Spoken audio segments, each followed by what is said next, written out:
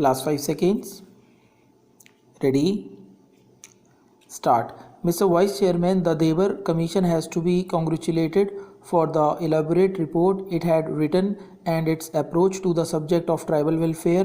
It is necessary for me to direct the attention of the Ministry to the fact that there is a great difference between questions affecting the scheduled caste. The case of the scheduled tribe is a peculiar one. They have peculiar modes of living, they have peculiar ways and means of carrying on their trade, they have their many dialects, they are practically separated from the scheduled caste and from the general public, so their problem is not an easy one. It is one of the most difficult problems.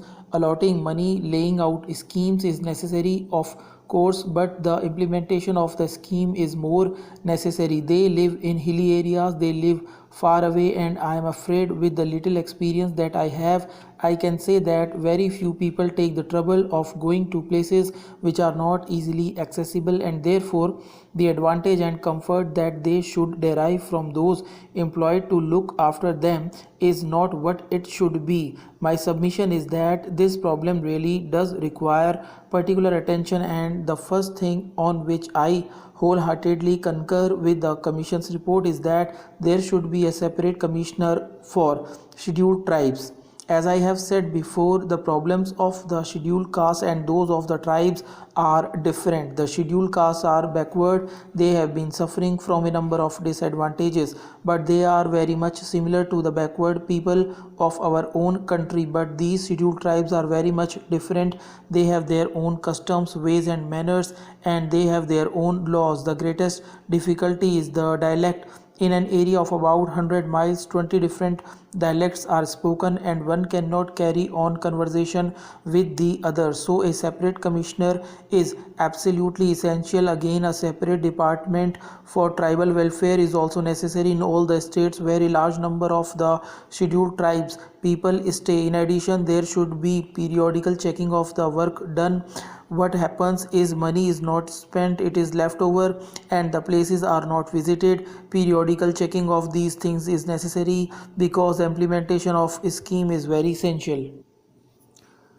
There should be a scheme by which the people of the scheduled tribes should mix with the others. We should not make a pocket of the scheduled tribes. They feel absolutely cut off. They are confined at one place and they hardly meet the people of the plains. I am talking of the people of the hill areas. Even the government officials are not very helpful to them because they live far off. Therefore, I had made a suggestion previously that in pockets where there are enough scheduled tribes, there should be an office of the government. Some sort of office should be there and it should look after the comforts of these people. Then there should be an effort to have a common dialect because the language is a great difficulty, and I would suggest that in the tribal areas Hindi should be taught because that is the language of the state, so that they may have conversation with the non-scheduled tribal people also.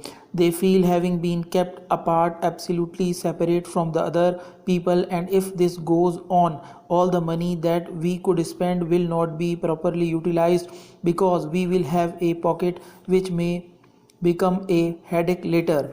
In the tribal advisory council, non-officials should predominate.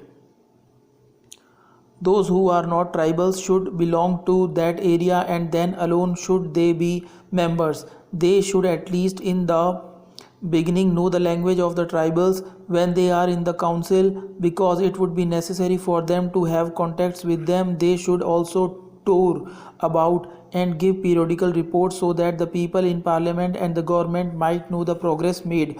Now the education of the tribals should be different from the general education. They are good at some arts, some can make small carts, some can make things from ropes, others can make things from bamboos. Therefore a little elementary education is necessary, but more attention has to be paid to things which they can easily learn. It is no use giving them the old stereotyped education that will take them nowhere. They should be given the education which suits their temperament to which they can easily respond, and so my submission is that this aspect should be considered and kept in view.